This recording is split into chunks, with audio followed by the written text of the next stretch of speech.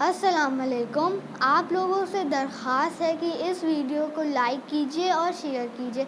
अगर आपने अभी तक इस चैनल को सब्सक्राइब नहीं किया है तो इसे सब्सक्राइब कीजिए और बेल आइकन दबाइए ताकि हमारी न्यू वीडियो की नोटिफिकेशन आए। शुक्रिया।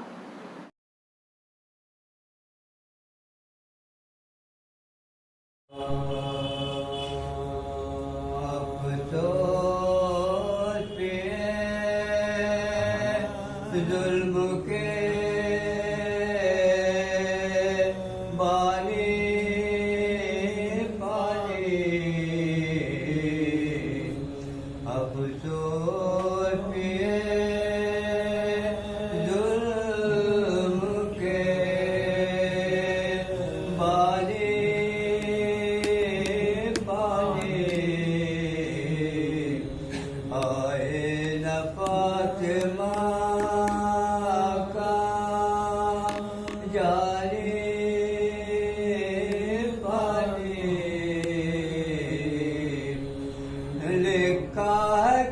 जिसदा गला कटता था आवाज ये आती थी कि पानी पानी अफसोस वाले मोहम्मद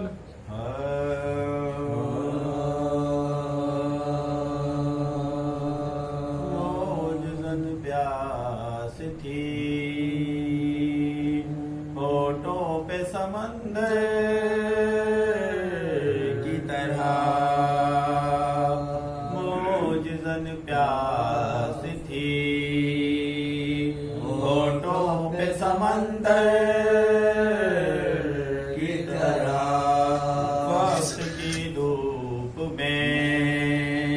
ताज़ा था गुले तर की तरह वक्त की धूप में ताज़ा था गुले तर की तरह नजर आता था बुलंदी पे खतीबे कमसिन दस्त शबीर जो मक़तल में था मिंबर की तरह मौजज़न प्यास थी। बिल्कुल नया सलाम पेश कर रहा हूँ, मुलाहिज़ा फरमाएं।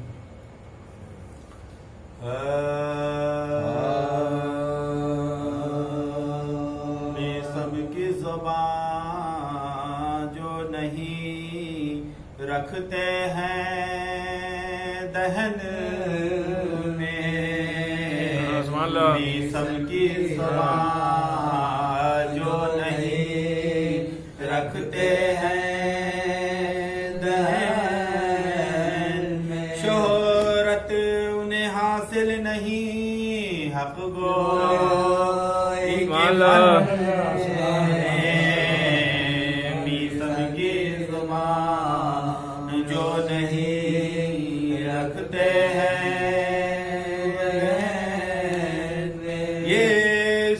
के टकराए गमे शाह से दुनिया ये सोच के टकराए गमे शाह से दुनिया सूरज कहीं हस्ती का न आ जाए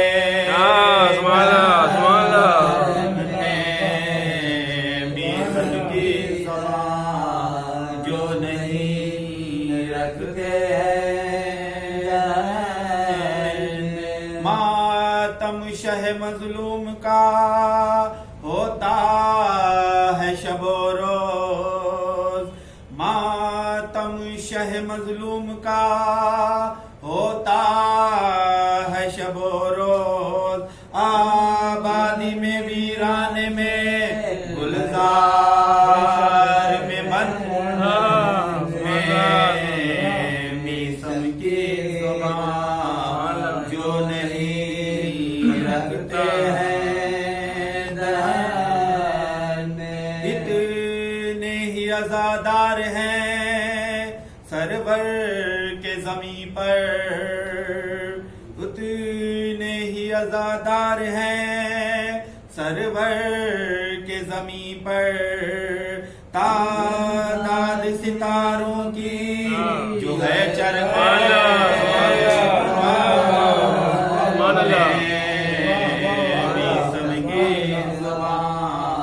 जो नहीं रखते हैं महदूद जो जिक्रे गम शबीर को कर दे, महदूद जो जिक्रे गम शबीर को कर दे। वुसअत ये ज़मीं में है न फैला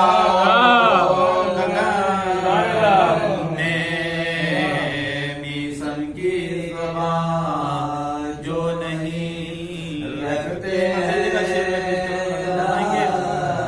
जंजीर लगाते हैं तो कहते हैं हुसैनी, जंजीर लगाते हैं तो कहते हैं हुसैनी।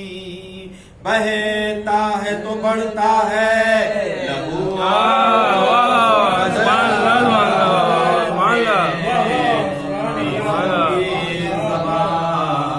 जो नहीं रखते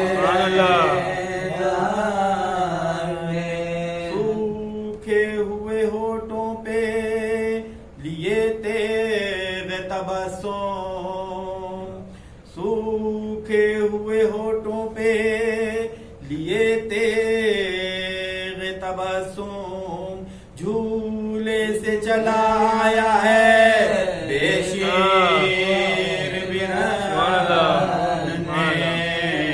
मिशन की ज़बान जो नहीं रखते हैं है नन्हे मुजाहिद के तबस्सुम में वही काट, है नन्हे मुजाहिद के तबस्सुम में वही काट। जो काटती शमशीरे शहे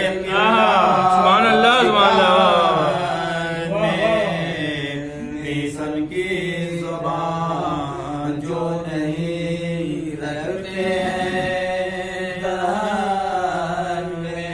पहलू में धड़कता है दिले हज़रत शबीर, पहलू में धड़कता है दिले हज़रत शबीर।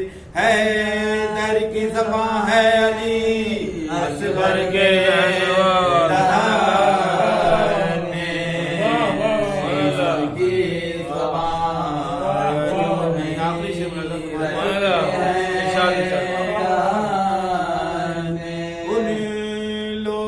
तकदीर पे तकदीर को है नाज, उन लोगों की तकदीर पे तकदीर को है नाज। वो लोग जो रोते हैं हमेशा है मिशन की ज़बान जो रखते हैं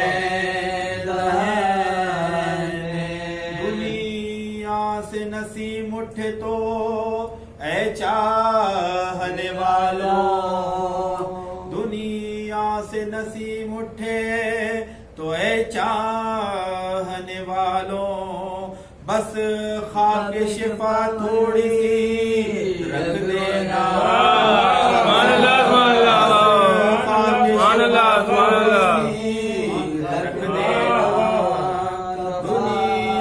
नसीम उठे तो ऐ चाहने वालों। बस खाके शिफा थोड़ी सी रख देना कफ़न में मिशन की ज़बान। सुभान अल्लाह।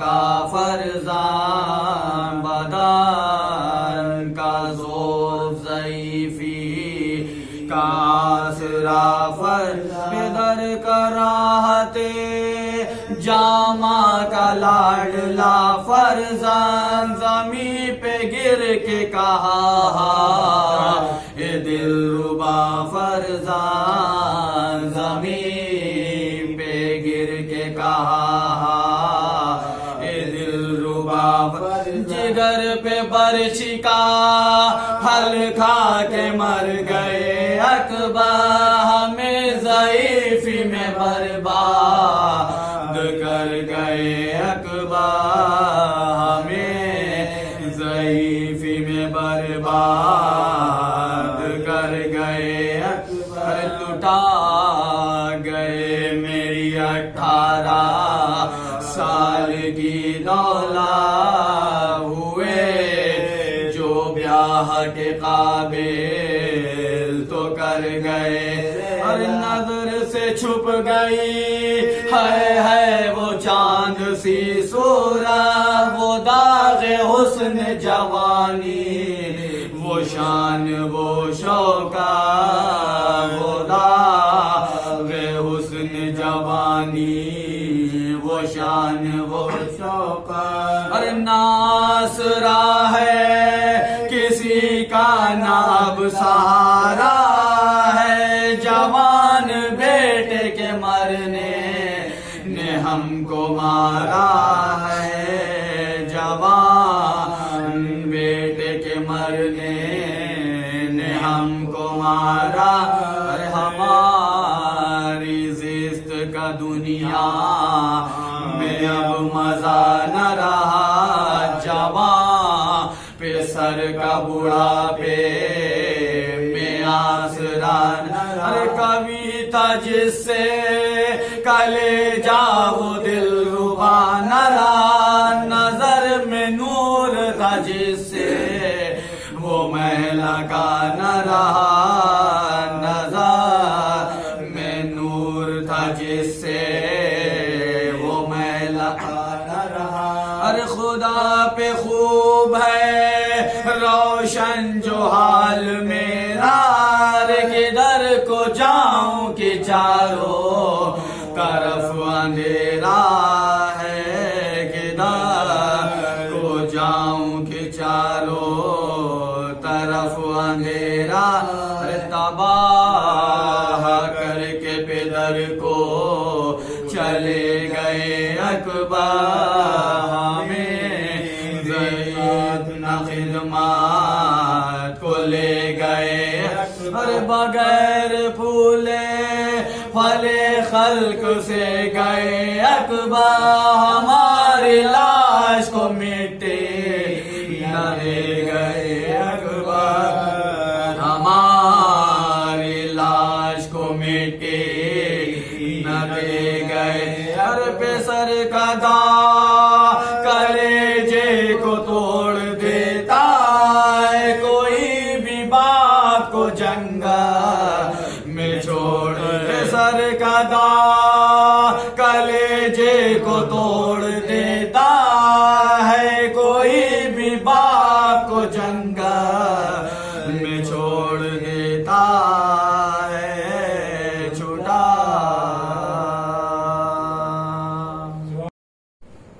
ला हौल वला कुव्वता इल्ला बिल्लाहिल अलियुल अज़ीम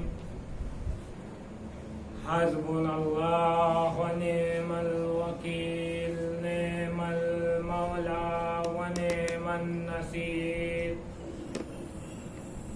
अऊज़ु बिल्लाहिस समीउल अलीम मिनश शैतानिर रजीम बिस्मिल्लाहिर रहमानिर रहीम अल्हम्दुलिल्लाहिल्लज़ी लम यत्तखिज़ वलदा वलम यकुल लहू शरीकुन फिल मुल्क वलम यकुल लहू वलियुन वकब्बिरहु तकबीरा अल्लाहुम्मा सल्ली अला मुहम्मद व आलि मुहम्मद।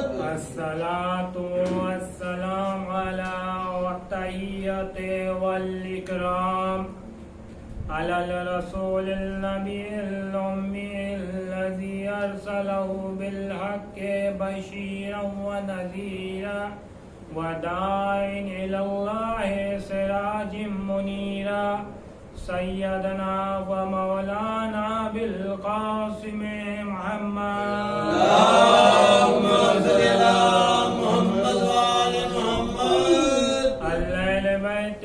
तय्यबीन ताहिरीन अल-गुर्रिल मयामीन अल-मासूमीन अल्लज़ीना अज़हबुल्लाहि अन्हुम अर्रिस्सा व ताहिरहुम तत्हीरा।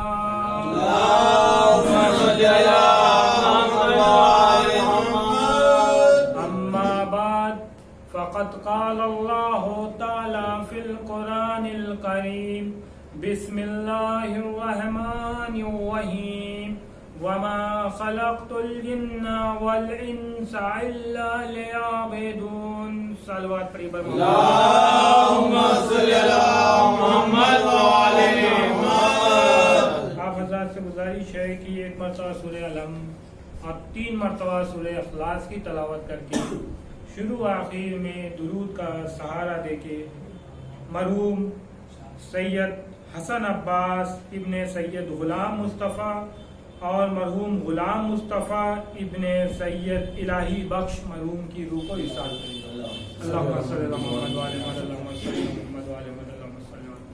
बिस्मिल्लाहिर रहमानिर रहीम, अल्हम्दुलिल्लाहि रब्बिल आलमीन, मुहम्मद व आले मुहम्मद।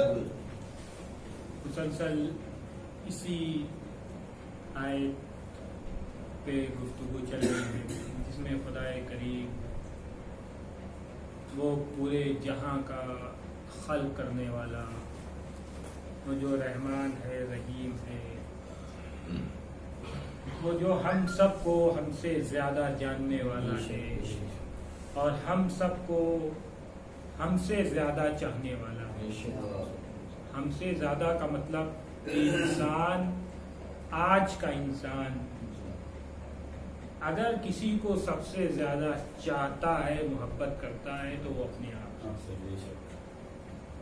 इसलिए कि जब उसको दिखता है कहीं खतरा है, कहीं कोई परेशानी आने वाली है, वो सबसे पहले अपने आप को बचाता है, बाद में किसी और के बारे में सोचता है।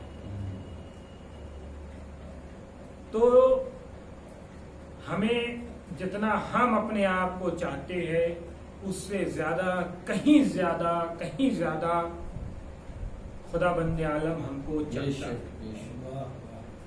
वो खुदाए करीम अपनी किताब में इरशाद फरमा रहा है कि मैंने इंसान और जिन्नात को नहीं खल्क ही नहीं किया मगर कि वो मेरी इबादत है। यानी कि अगर हम खल्क हुए हैं, हम इस दुनिया में आए हैं, हम अपनी जिंदगी गुजार रहे हैं, तो उसका खुदा बंदे आलम का मकसद सिर्फ एक है कि इबादत। अब अगर आसिफ साहब बैंक में है, IDBI बैंक में, उनका काम है अकाउंट खुलवाना। अब अगर वो रोज सुबह जाए, पहली तारीख को पहुंचे बैंक में और सुबह से शाम तक बैंक का उन्होंने सारा काम किया, बैंक में झाड़ू भी लगा दिया, बैंक में सबको पानी भी दे दिया, बैंक में अकाउंट डिपार्टमेंट भी संभाल लिया, बैंक के मैनेजर का भी काम उन्होंने संभाल लिया। मतलब कहने का ये है कि सबसे छोटा काम जो माना जाता है वो सफाई का, और सबसे ऊंचा काम बैंक मैनेजर का है। उस बैंक में, उस ब्रांच, ऐसे तो बहुत है ऊपर, लेकिन उस ब्रांच में बैंक मैनेजर, इन्होंने सारा काम ईमानदारी से किया, सिवाय अपना काम जो कि इनका काम है अकाउंट खुलवाना, सारा काम इन्होंने कर दिया। और ऐसे ही वो डेली जाते रहे और आते रहे। लेकिन जब 30 तारीख होने लगी, महीने का आखिरी दिन आया, तो इनसे ये सवाल नहीं किया जाएगा कि आपने कितने दिन ऑफिस को साफ रखा, कितना पैसा जमा किया, कितना आपने मैनेजर का काम किया, कितना चेक बुलवाया, कितना क्या काम किया। इनसे पूछा जाएगा कि आपको जो टारगेट दिया गया था वो कंप्लीट हुआ कि नहीं। इनका अगर टारगेट है कि वो 7 अकाउंट या 10 अकाउंट खोलेंगे और उन्होंने एक अकाउंट भी नहीं किया खोला और बाकी सारा काम कर दिया, तो इनको 30 तारीख को इनसे बैंक मैनेजर कहेंगे, जनाब आसिफ साहब आपका टारगेट पूरा नहीं हुआ, आपको वार्निंग दी जाती है।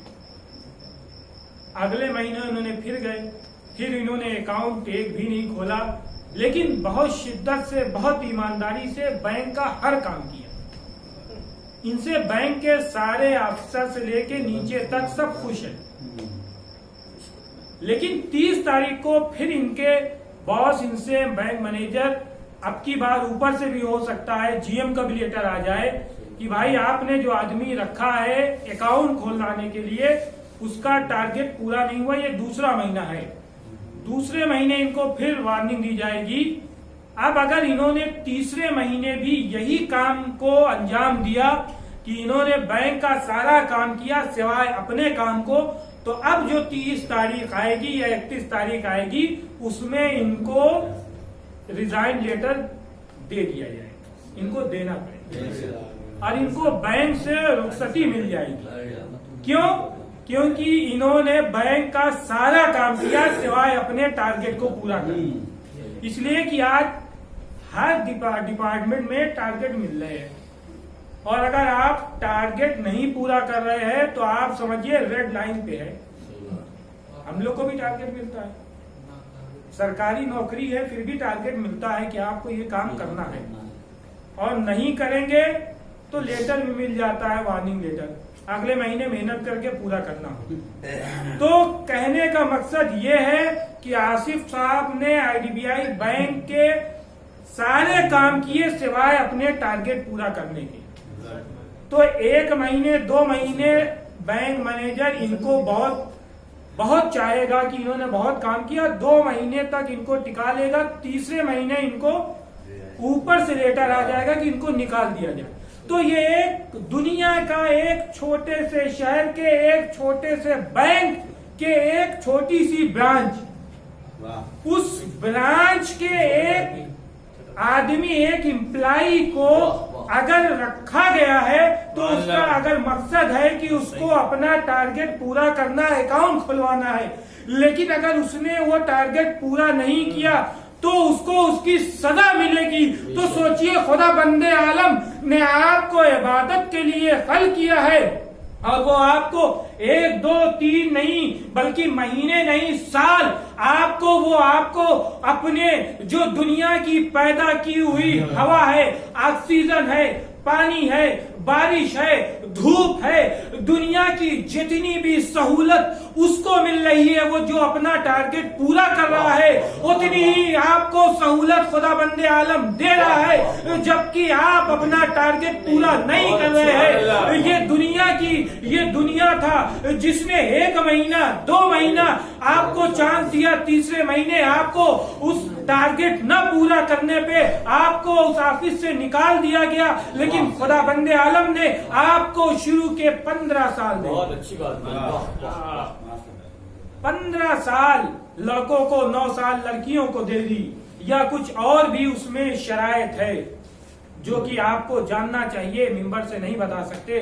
बहरहाल वो अगर आपने 15 साल तक अगर आपको मौका मिला है कि आप समझिए अपने दीन को, आप जानिए क्या आपका दीन है, क्या वाजिबात है, क्या मुस्तहबात है, आप जान लीजिए। 15 साल मौका मिला, आप मस्जिद में आइए, कोशिश कीजिए, 1 दिन आएंगे 2 दिन छोड़ेंगे, फिर उसके बाद आप 2 दिन आएंगे 1 दिन छोड़ेंगे, फिर उसके बाद जहाँ 14 साल हो गए आपने आदत डाल ली। अब जब आपका वक्त पूरा हो गया, ये जो आपको मौका दिया गया था ये जब आपका पूरा हो गया, अब आपको जो टारगेट मिला है वो टारगेट अब आपको पूरा करना है। ये दुनिया में, जबकि आसिफ साहब ने 2 महीना आसिफ साहब को उनके बैंक मैनेजर ने माफ कर दिया क्योंकि उन्होंने उस बैंक का सारा काम किया यहाँ तक कि झाड़ू से लेके बैंक मैनेजर का काम तक किया है, लेकिन उन्होंने अपना जो टारगेट था अकाउंट खुलवाने का वो पूरा नहीं किया। 2 महीना नहीं किया, वार्निंग मिली, तीसरा महीना नहीं किया तो उनको बैंक मैनेजर बल्कि ऊपर से लेटर आ गया और उनको बैंक से निकाल दिया गया। लेकिन खुदा बंदे आलम इतना करीम है, इतना रहीम है कि आपने 15 साल के बाद 1 महीना, 2 महीना, 16 साल, 17 साल, अगर आपको आपने अल्लाह ने जिसके लिए आपको खल किया है इबादत के लिए, आप इबादत नहीं भी कर रहे हैं तो खुदा बंदे आलम आपको हर चीज मुहैया कर रहा है, आपको हर एक चीज वो मुहैया कर रहा है जो इबादत करने वालों को दे रहा है। जरा से भी ऐसा नहीं हो रहा है कि इबादत करने वाले के घर अगर बारिश हो रही है तो आपके घर बारिश नहीं हो रही है, नहीं, बल्कि खुदा बंदे आलम ने हर वो चीज आपको अता की और अता करता जा रहा है कि मेरा बंदा शायद अब सुधर जाए, शायद अब सुधर जाए, लेकिन बंदा वो है जो सुधरने का नाम नहीं ले रहा। सलवात पढ़िए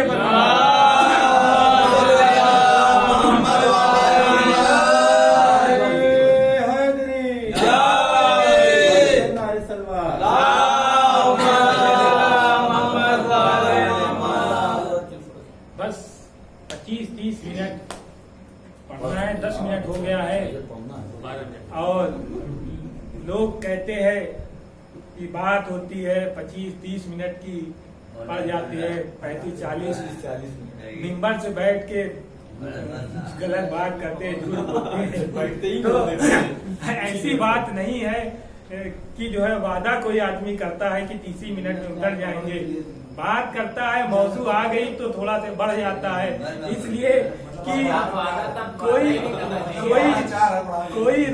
कोई लाइन तो है नहीं। बहरहाल सलमान पढ़िए पर मोहम्मद, कोशिश रहेगी बहरहाल कि 8:30 बजे तक उतर जाए, गुफ्तगू को अपने समेट ले।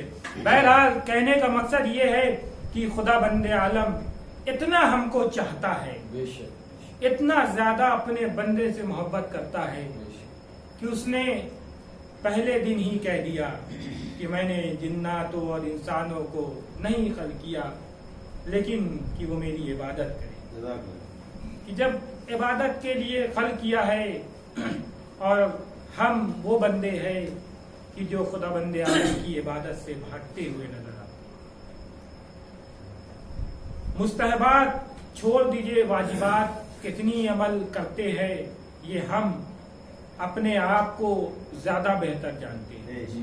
इसलिए कि किसी को ये कहना कि वो नमाज नहीं पढ़ता, रोजा नहीं रखता, हज नहीं कर रहा है जबकि उस पर वाजिब है, ये हमें खुदा बंदे आलम ने कहने की इजाजत नहीं है। इसलिए कि अगर वो हमसे 1 मिनट के लिए भी जुदा हो जाता है तो शायद है कि उसने उस वक्त में इबादत को अंजाम दे दिया। हम होते कौन है कि जो किसी पे उंगली उठाए, इसलिए कि खुदा बंदे आलम वो है जो अपने बंदों की बुराइयों को छुपा ले और जो अपने बंदों की अच्छाई है उसको जाहिर करता है।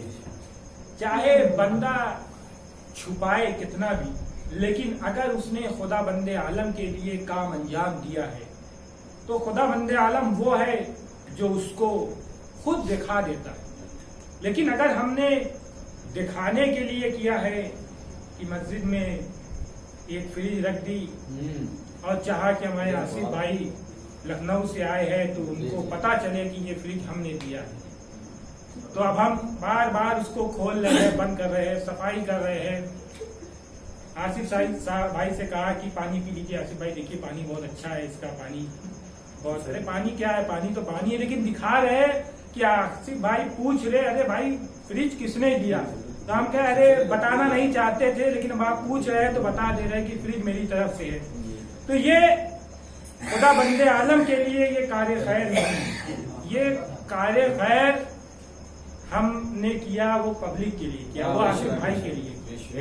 तो इसका सवाब ऊपर क्या होगा अल्लाह जाने, नीचे तो बहरहाल आसिफ भाई 2 मिनट के लिए कह देंगे वाह बहुत अच्छा काम किया आपने, बस ये वाह तक ही रह गया, ऊपर तो जो होना था वो निकल जाएगी। हाँ, लेकिन अगर हमने खुदा बंदे आलम के लिए किया है, जैसा कि इस स्पीच के लिए किया गया था कि खुदा बंदे आलम के लिए किया गया था, तो जो वादा किया था खुदा बंदे आलम ने उसको अंजाम भी दिया, और एक नहीं उसके साथ कई चीज दे दिया, दे के बता दिया कि देखो तुम मेरे लिए एक कदम बढ़ाओगे तो मैं तुम्हें इतना दे दूंगा कि तुम भी पाके खुश हो जाओगे और कहोगे मैंने खुदा बंदे आलम के लिए किया था, तो उसमें बरकत खुदा बंदे आलम ने दी। सलवात पढ़िए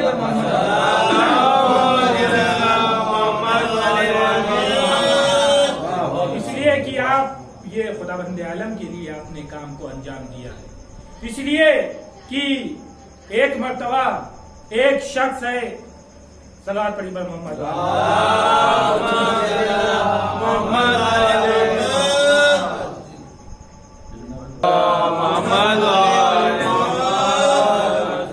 देखिए ये बात है कि ये किसी के लिए किया नहीं, कहा नहीं गया है, इसलिए कि जिसने इस फ्रिज के लिए दिया है मस्जिद में, उसने वादा पहले दिन ही कर लिया था देने से पहले कि अगर ये चीज निकल जाएगा, ये इनाम निकलेगा तो मैं उसको अल्लाह की राह में दे दूंगा। और जब अल्लाह से वादा किया तो अल्लाह ने अता भी किया, और एक खाली फ्रिज नहीं अता किया, इसके साथ और चीज भी दिया। और उसके जब उन्होंने चाहा कि ये अल्लाह की राह में दिया जाए तो सामने अड़चन भी बहुत आई, परेशानियां भी बहुत आई, लेकिन सबका मुकाबला करके उन्होंने अल्लाह से वादा किया था, तो वो अल्लाह के अपने वादे को उन्होंने पूरा भी किया। सलवात पढ़िए।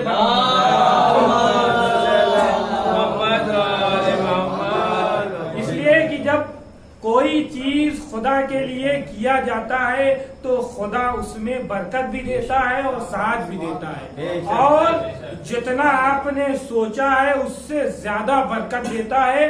कि आप अगर आपने के ऊपर कोई परेशानी आने वाली थी और आपने खुदा के लिए कोई काम कर दिया है, खुदा के लिए कुछ चीज हदिया कर दिया है, तो खुदा बंदे आलम उसमें दी हुई बरकत तो देगा और उसके साथ आपकी परेशानियों को भी दूर कर देगा। सलवात पढ़िए पर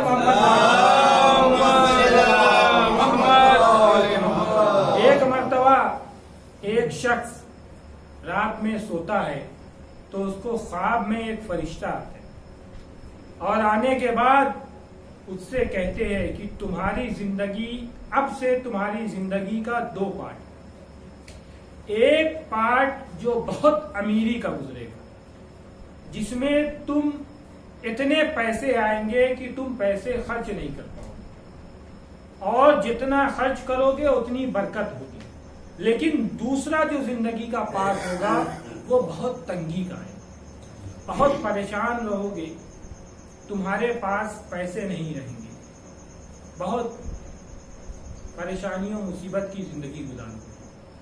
अब मैं तुम्हें एक ऑफर देता हूँ, एक चांस देता हूँ कि तुम्हारे ऊपर है ये पार्ट चुनना, पहले तुम अमीरी वाला चुनते हो कि पहले गरीबी वाला।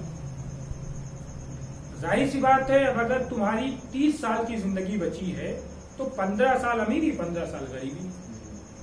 अब इन्होंने सोचने लगे कि बहरहाल पहले गरीबी रही फिर अमीरी तो अच्छा है, लेकिन अब कौन इंसान बर्दाश्त करता है कि पहले मर्सिडीज में घूम रहे हैं और उसके बाद चप्पल भी टूटी हुई है, पैदल चल रहे, तो पहले गरीबी ले ले बाद में अमीरी लेंगे। लेकिन ये भी बड़े समझदार थे, इन्होंने कहा कि ऐसा है कि कल बताएंगे तुम्हें, मेरे घर में और लोग भी है, मैं पहले उनसे राय मशवरा कर लूं फिर जवाब दूंगा। सुबह होती है, उठते हैं, आते हैं अपनी ज़ौजा के पास, कहते हैं कि मुझे ऐसे ख्वाब आया था, फरिश्ते ने मुझे ऑफर दिया है कि मेरी जिंदगी का 2 पार्ट है, एक गरीबी एक अमीरी, और चुनने का मुझे हक दे दिया है कि मैं पहले कौन सा चुनूं। उसकी ज़ौजा जो है वो भी बड़ी समझदार है। उसने सोचा कि बात हुई है इनकी जिंदगी की, मेरी जिंदगी की तो बात हुई नहीं। अगर पहले गरीबी ले ले और इनकी आधी जिंदगी में मेरी पूरी जिंदगी हो गई तो मैं गरीबी मर जाऊंगी और अमीरी का फायदा कुछ और कोई और ले जाएगा। अब जाहिर है पैसा आएगा तो शादी भी हो जाएगी दूसरी।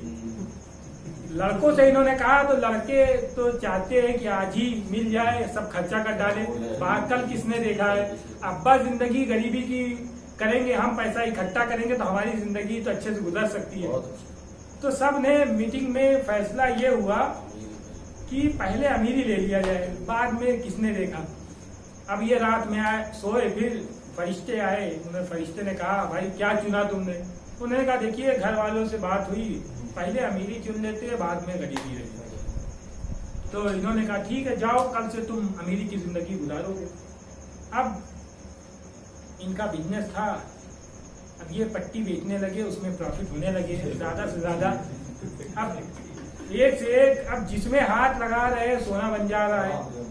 मतलब इतना प्रॉफिट हो रहा है कि पैसा इनके पास की इतना हो गया कि अब खर्चा करने के लिए सोचना पड़ रहा है कि कहाँ कहाँ खर्चा करे।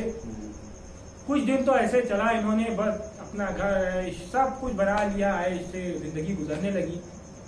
अब इन्होंने एक दिन सोचा जब इतनी जिंदगी मेरी ऐसे गुजर रही है और पैसा मैं जितना भी खर्चा करूं वादे के हिसाब से देखिए सही हो रहा है, सब जैसा फरिश्ते ने कहा था उसी तरह से पूरी जिंदगी गुजर रही। जो दिन गुजरे हैं, महीने साल गुजरे हैं, ऐसा ही गुजरे हैं कि पैसा खत्म नहीं हो रहा है। तो लाभ ऐसा है कि मेरे बगल में घर के पड़ोसी है मंसूर भाई, इनको भी एक गाड़ी दिला दे, इनका भी घर भी बनवा दे। पैसा है, जाहिर सी बात है, खर्चा होना नहीं है, खत्म होना नहीं है, जितना करे। इनका बनवा दिया, पैसा वैसा ही है। अब सोचा बगल में मुन्ना भाई है, इनका बनवा दिया।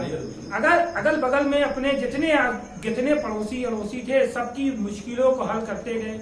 अब देखा कि घर में मोहल्ले में गरीब है भाई, अब गरीब है तो उसकी मदद कर दिया, मिस्कीन की उसकी मदद कर दिया, किसी यतीम की शादी हो रही थी उसकी यतीम की शादी अब करवा दिया। जब पता है कि पैसा कहीं से खत्म नहीं होना है तो इससे खुदा के नाम पे लुटा रहे हैं। अब जितने रिश्तेदार नातेदार थे, गरीब थे, पैसे कम थे, सबके लिए करना शुरू कर दिया। सबकी मदद हो रही है, मोहल्ले से आगे बढ़ गए शहर में, शहर के जितने गरीब थे उनकी भी मदद जिसको जान रहे थे अब करना शुरू कर दिया। इतना किया कि जितने को जान सकते थे सबके साथ कर दिया। दिन जिंदगी गुजरती रही, 5 साल 10 साल 15 साल आ गए, जो भी उनकी आधी जिंदगी थी वो पूरी हो गई। अब फिर फरिश्ता आया, लेकिन इनको नहीं पता मेरी आधी जिंदगी कितनी है। बहरहाल अल्लाह को तो पता ही है। फरिश्ते आया, अब फरिश्ता जैसे ही आया उसने आने के बाद कहा कि अब तुम्हारी आधी जिंदगी पूरी हो गई, अब जो बाकी की जिंदगी थी वो कल से शुरू होने वाली है। अब तुम्हारी जो आगे की बची हुई जिंदगी थी, जो गरीबी में गुजरने वाली थी, वो जिंदगी कल से शुरू होने वाली थी। लेकिन खुदा बंदे आलम ने जो तुम्हें पैसा दिया, जो तुम्हें अच्छी जिंदगी दी, जो तुम्हें अच्छे दिन दिए, वो दिन में तुमने अपने पड़ोसी का ख्याल रखा, तुमने गरीबों का ख्याल रखा, तुमने मिस्कीनों का ख्याल रखा, तुमने बेवाओं का ख्याल रखा, तुमने यतीमों का ख्याल रखा, तुमने अपने रिश्तेदारों का ख्याल रखा, तुमने अपने मोहल्ले वालों का ख्याल रखा, तुमने अपने शहर वालों का ख्याल रखा, जो भी परेशान हाल थे उनका ख्याल रखा। तुमने जबकि सबकी परेशानी को दूर किया है, तो खुदा बंदे आलम जो कल से तुम्हारा बुरा दिन शुरू करने वाला था वो दिन तुम्हारा माफ करके अब पूरी जिंदगी तुम्हारी ऐसे ही गुजरेगी। खुदा बंदे आलम ने तुम्हारी दौलत तुम्हें ऐसे ही लौटा दी है। सलवात पढ़िए पर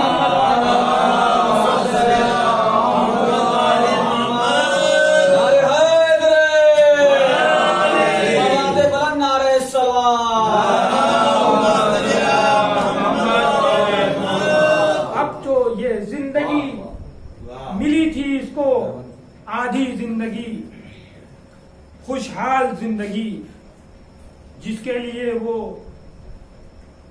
था कि अब इसके बाद से मेरी वो गरीबी वाली जिंदगी आने वाली है, लेकिन इसने जो अपनी अच्छी जिंदगी में लोगों का, अपने हमसायों का, अपने रिश्तेदारों का, गरीबों मिस्कीनों का ख्याल किया, तो खुदा बंदे आलम ने इससे खुश होके जो उसको बरकत देना था वो बरकत भी दी और उसकी परेशानी को भी हल करके उसकी परेशानी की जिंदगी को माफ कर दिया और उसके लिए ऐसे ही अच्छे दिन को आगे बढ़ा दिया। सलवात पढ़िए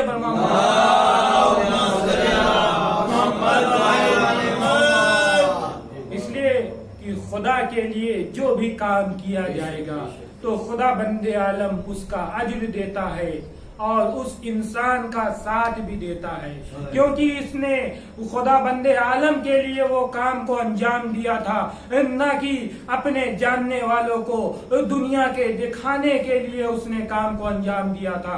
अगर किसी ने दुनिया के दिखाने के लिए काम किया है तो वो दुनिया में ही रह जाने वाला है, लेकिन अगर अल्लाह के लिए काम किया है तो उसको खुदा बंदे आलम दुनिया में भी देगा और इतना देगा कि वो सोच भी नहीं सकता, और आखिरत में भी उसको उसका जन्नत इंतजार करती हुई नजर आएगी। सलवात पढ़िए।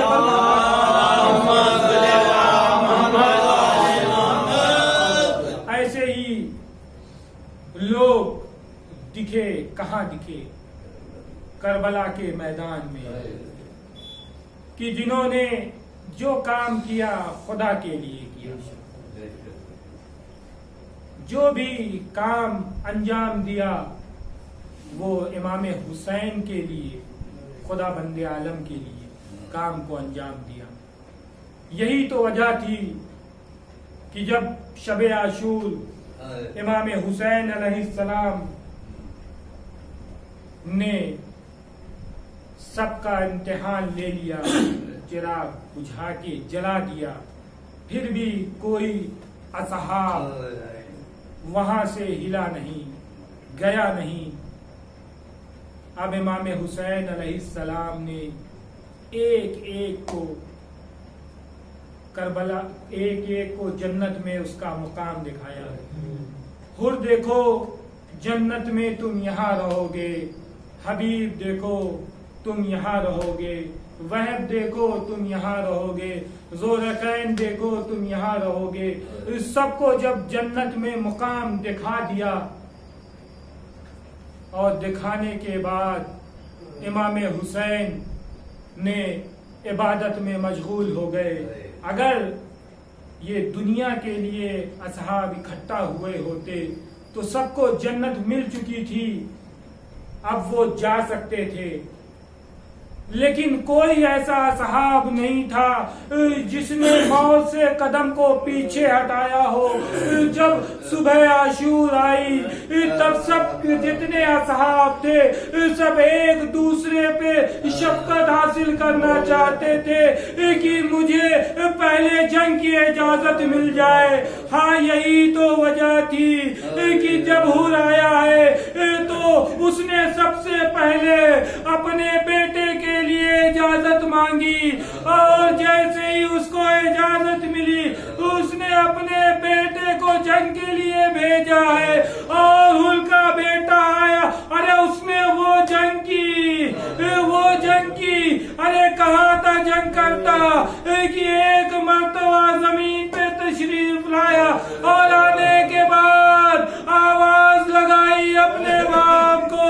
अरे जब तक हुर पहुंचते इमाम हुसैन पहले हुर के बेटे के लाशे पे पहुंच गए। अजरकुम अल्लाह हाज़ादारो, जैसे ही हुर आया इमाम हुसैन ने कहा, अरे हुर क्या गजब करते हो? अरे जवान बेटे का लाशा है, अरे एक बाप कैसे बर्दाश्त करेगा? अरे मैं कहूँगा इमाम हुसैन, अरे ऐसे आशूर आइए, अरे आपका जवान बेटा अली अकबर जो मैदान में या लगाता होगा और कोई ना होगा, आप खड़े होंगे, अरे बेटे से कहेंगे, अरे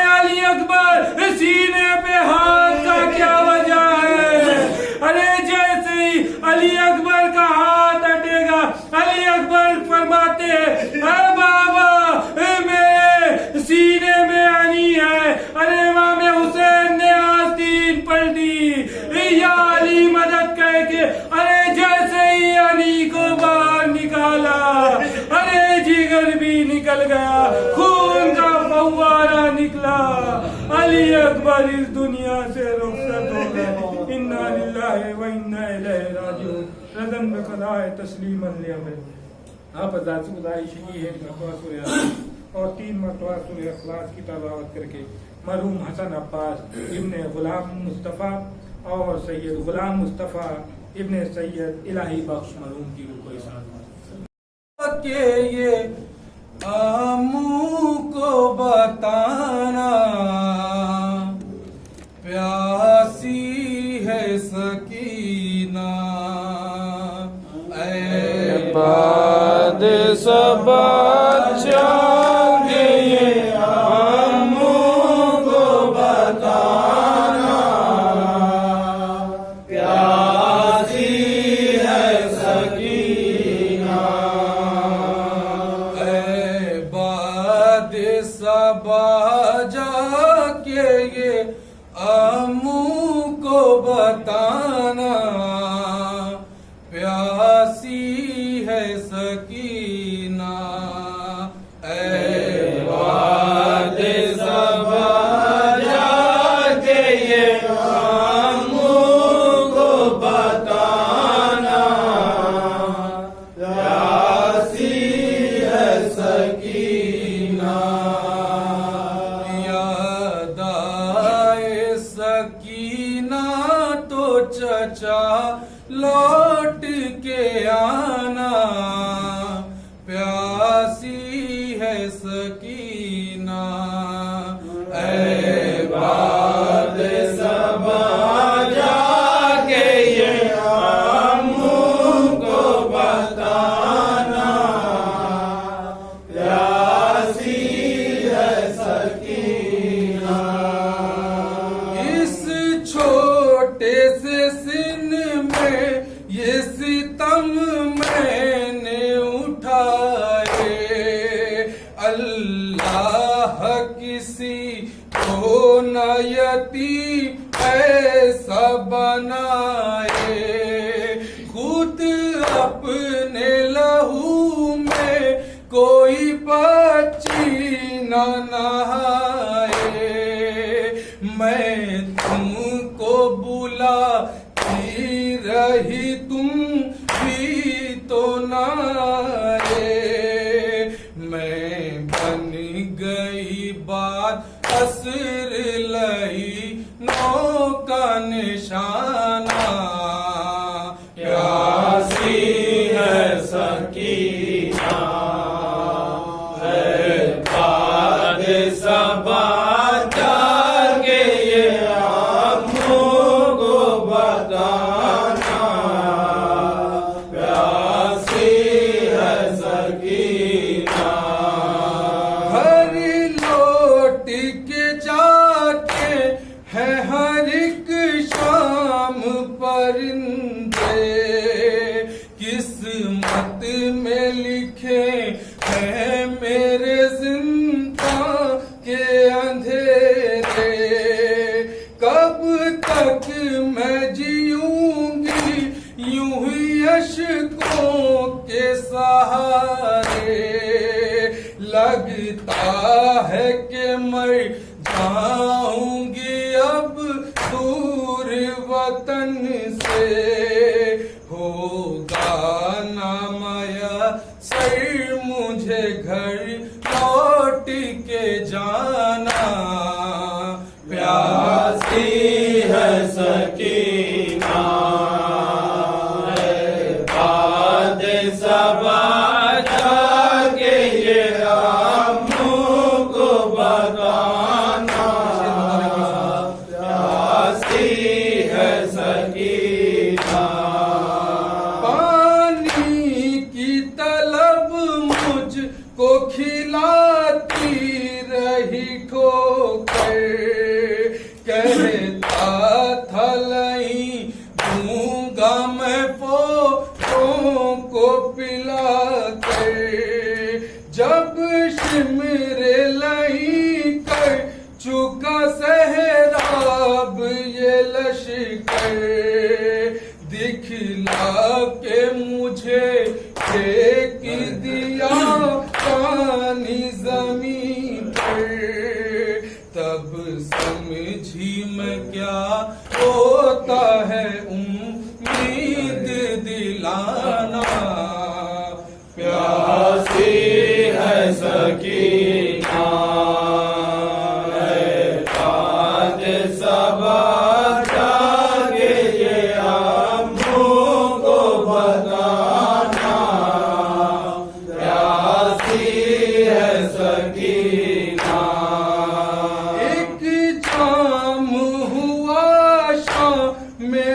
गरीबा में मयसर, वो कूसा मैं रख आई थी असगर की लहद पर। था मुझसे भी छोटा मेरा भैया मेरा दिल पर, शर्मिंदा मैं हो जाती चचा प्यास बुझा कर। अब अपने ही हाथों से मेरी प्यास बुझाना, प्यासी है शकीना दाद सबा जाके ये हमको बताना, प्यासी है सकीना। एक रस्सी में हम सब के गले बांध के अदा करते हुए तशहीर चले जानिबे कूफा, और उस पे मुसीबत ये थी कद छोटा था मेरा। उठती थी जो फूफियां तो गला खिंचता था मेरा, गर्दन का मेरे जख्म चचा देखने आना, प्यासी है सकी